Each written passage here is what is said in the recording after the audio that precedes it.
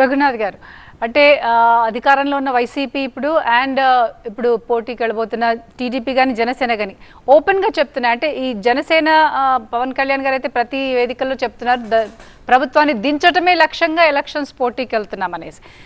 మరి మీ నినాదం, బీజేపీ నినాదం ఏమవబోతోంది ఈ ఎలక్షన్స్కి? ఇప్పుడు ఫస్ట్ పొత్తులు తేలాలి. పొత్తులు 1 వీక్ అని అన్నాను నేను సుమారుగా. పొత్తులు ఒకటి, మేము ప్రభుత్వ వ్యతిరేక ప్రజా వ్యతిరేక ప్రభుత్వ విధానాల్ని పూర్తిగా మేము దాన్ని తూర్పారపడుతున్నాం. We are criticising, we are exposing, we are doing our might. కానీ ఇక నినాదం అంటే ముందు అది తేలితే ఆ తర్వాత ఇప్పుడు అదేంటి ఒక రకంగా చూస్తే ఇప్పుడు మరి టీడీపీ ఒకప్పుడు మాతో ఉండేది, మేమేమి వెళ్ళమనుకుండానే 2018లో వెళ్ళిపోయింది. అది వెళ్ళిపోయి ఉండకపోయినట్టే వాళ్ళు అసలు కలిసి ఉండేవాళ్ళం. సరే, వాళ్ళు మళ్ళీ తిరిగి రావడానికి ట్రై చేస్తుంది. అది ఏమవుతుంది అనేది చూద్దాం. కానీ డెఫినెట్గా వైసీపీ ప్రభుత్వం ఓడిపోవాలని అయితే కోరుకుంటాం. అంటే వాళ్ళు చేస్తున్న అరాచకాలు లేకపోతే తప్పులు అంతవరకు అయితే క్లియర్. అయితే ఈ క్రమంలో మేము పొత్తు లేకపోతే మేము సొంతంగా ఎలాగ పెరగాలి, బలపడాలి, గతంలో కన్నా ఎక్కువ ఓట్లు ఎలా తెచ్చుకోవాలి, మేము థర్డ్ ఆల్టర్నేటివ్ ఎలా అవ్వాలి అనే యాంగిల్లో ఆలోచిస్తాం, పనిచేస్తాం. రైట్. మీతో మాట్లాడడానికి మురళి ఉన్నారండి, యూకే నుంచి. మురళి గారు. హలో. యా మురళి గారు, మాట్లాడండి రఘునాథ్ గారితో. నమస్తే అండి. నమస్తే రఘునాథ్ గారు. నా పేరు మురళి, యూకే నుంచి మాట్లాడుతున్నాను. అయితే నాకు ఒక క్వశ్చన్ ఉందండి ఇక్కడ. అంటే నేను అంత పాలిటిక్స్ రెగ్యులర్ ఫాలో అవుతుంటాను. మేబీ మీరు సీనియర్ పొలిటీషియన్, నేను అంత ఎక్స్పీరియన్స్ పర్సన్ కాదు. కాకపోతే నేను అడిగేది ఏంటంటే, నాకు కొన్ని క్వశ్చన్స్ ఉన్నాయి. అంటే 2014లో టీడీపీ, జనసేన, బీజేపీ కలిసి వెళ్ళినాయి. మీరు ఎంతవరకు సపోర్ట్ చేశారు? ఆంధ్ర, ఏపీకి కానీ పార్టీకి, మీరు అలయన్స్ లో ఉన్న పార్టీకి కానీ ఎంతవరకు సపోర్ట్ చేశారు? చంద్రబాబు నాయుడు అనేవాడు ఎన్ని సార్లు ఢిల్లీ మీ చుట్టూ తిరిగాడు, మీరు ఎంతవరకు సపోర్ట్ చేశారు? మీరు స్పెషల్ స్టేటస్ అన్నారు, అది ఇవ్వలేదు. తర్వాత ప్యాకేజ్ అన్నారు, ఆయన మీ చుట్టూ తిరిగాడు. మీరు అపోజిషన్ ట్రాప్ లో పోయి చంద్రబాబు నాయుడు వెళ్ళిపోయాడు. తర్వాత ఏమో మోడీ పార్లమెంట్ లో మాట్లాడి కేసీఆర్ గొప్పవాడు, తెలివైనవాడు, చంద్రబాబు నాయుడు తెలివితేటలు లేవు, ఇలాంటి మాటలు మాట్లాడుతూ ఉన్నాడు. అయితే ఇప్పుడు మీరు సపోర్ట్ చేసి ఉంటే ఏపీ డెవలప్మెంట్ కానీ, నెక్స్ట్ మీరు అలయన్స్ లో ఉన్న పార్టీకి కానీ సపోర్ట్ చేసి ఉంటే ఆయన బయటకు వెళ్ళే సిచ్యువేషన్ ఉండేది కాదు కదా.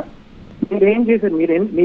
మీ ఓట్ షేర్ అంటే ఇప్పుడు మేము కూడా 175 సీట్స్ లో పోటీ చేయగలం ఇప్పుడు ప్రజెంట్ వచ్చే ఎలక్షన్స్ అని చెప్తున్నారు కదా.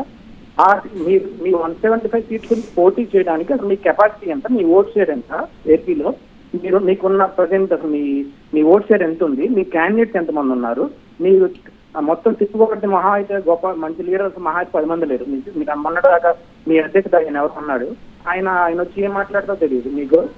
ఇవాళ ఏమో పురంధేశ్వరి గారు అన్నారు, ఆవిడ ఎక్కువ పని చేస్తున్నారు. ఎంతమంది ఉన్నారు? మీ ఓట్ షేర్ ఎంత? అసలు మీరు ఏదో పెద్ద మాటలు మాట్లాడుతున్నారు, కానీ మీరు ఎప్పటికి సపోర్ట్ ఎప్పుడు మీ నుండి అయితే జీరో. మీ అలయన్స్ లో ఉన్న పార్టీస్కి కానీ, లేదా ఏపీ కొత్త స్టేట్ దానికి డెవలప్మెంట్ కి మనం ఫ్రీ హ్యాండ్ ఇవ్వాలనే కానీ మీరు నుంచి ఎప్పుడు కూడా జీరో. మేము చూస్తూనే ఉన్నాం. యాజ్ ఏ ఇప్పుడు మీకు అంతా ఇప్పుడు ఓపెన్ అండి, అంతా వెంటనే వెంటనే బల్బు వెలిగినట్టు అన్ని సోషల్ మీడియాలో. మురళి గారు, మీ ప్రశ్న నాకు అర్థమైంది, నేను చెప్తాను.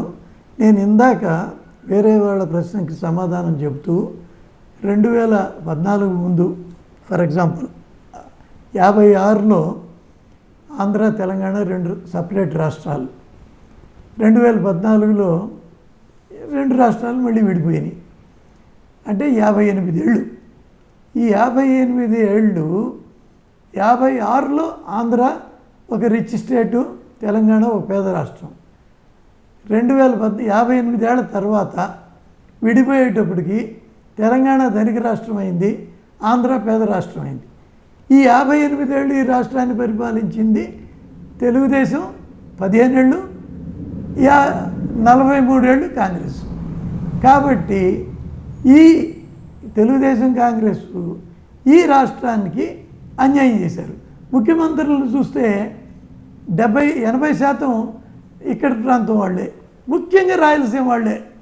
నీలం సంజీవ్ రెడ్డి కానీ, దామోదరం సంజయ్ కానీ, చివరికి మన రాజశేఖర రెడ్డి, ఎన్టీ రామారావు కూడా హిందూపూర్ నుంచి, చంద్రబాబు నాయుడు 14 ఏళ్ళు అక్కడి నుంచి ఉండి ఆంధ్రాకి ఎందుకు అన్యాయం జరిగింది?